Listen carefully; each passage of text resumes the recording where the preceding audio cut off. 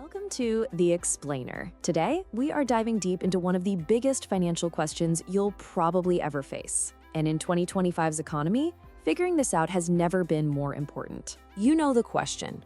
It seems so simple on the surface, right? Should you buy a home, plant some roots, and build an asset for the future? Or do you rent and hang on to that freedom and flexibility? Well, the answer is anything but simple. So let's break down how you can decide. So why is this such a huge deal right now in 2025? Because with inflation and the cost of everything going up, this single choice can literally set the course for your financial life for years and even decades to come. At its heart, the whole thing boils down to this one fundamental trade-off. On one hand, buying is all about the long game. It's an investment, yeah, but it's also about building that feeling of stability and ownership. On the other hand, renting is about living in the now. It gives you this incredible freedom to move where life takes you without being tied down by repairs and maintenance. And if you want to know just how high the stakes are, get a load of this number. In a market like Egypt, housing can eat up a massive 37% of an average family's entire budget. Now, that's a specific country, of course, but it just goes to show you how much financial weight this one decision carries, no matter where you live. Okay, so let's talk money, because to make a truly smart choice here, you have to look past the monthly payment and understand the true cost of housing. And trust me, there's more to it than you think. These are the ones everybody knows about, right? If you're buying, you've got that huge down payment, usually somewhere between 10 and 20%, plus that monthly mortgage bill. And if you're renting, it's pretty straightforward, your monthly rent and a security deposit. But that is just the tip of the iceberg. The real story, the one that trips a lot of people up, is in the hidden costs. For homeowners, you get hit with property taxes, home insurance, and that surprise call when the water heater breaks. That stuff can easily add up to thousands of dollars a year. But renters aren't off the hook. You've got those unpredictable rent hikes, the cost of moving, and renter's insurance. So yeah, neither path is free of financial surprises. But let's be honest, this isn't just about spreadsheets and bank accounts. It's an emotional decision too. It's really about your lifestyle. So let's look at that side of the equation. It really comes down to what you value most at this point in your life.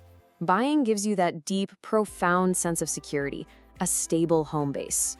And that's not just a fuzzy feeling. A 2024 study actually found that 70% of homeowners say they feel more psychologically secure. But renting offers a totally different and equally valuable prize: freedom. The liberty to pack up and chase a new job, a new city, a new life, without any strings attached. Okay, so theory is one thing, but what happens when the rubber meets the road? Let's ground all this in some hard data and hear from some real people who've made this choice. And this is where it gets really, really interesting, especially when you start to look at the long game. Okay, so take a look at this chart. In the short term, the answer looks like a no-brainer. In cities like Doha or Cairo, renting is clearly cheaper on a year-to-year basis.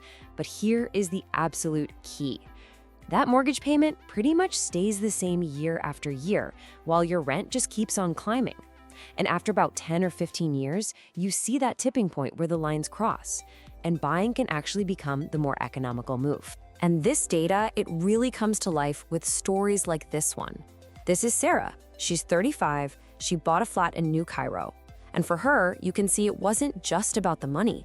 It was about feeling secure and knowing she was building something tangible for her family's future. But then you have the other side of the coin. This is Ahmed, a 28-year-old engineer. And for him, a mortgage just feels like a financial anchor weighing him down. He values his freedom, his flexibility way more right now. So for his lifestyle, renting is the obvious winner. Both of them are right. They just have different priorities. All right, we have seen the numbers, we've talked about the emotions, we've heard the stories. So how do you take all of this and apply it to your own life? Let's build a practical guide so you can make your choice. Look, here's a clear 4-step framework. It's that simple.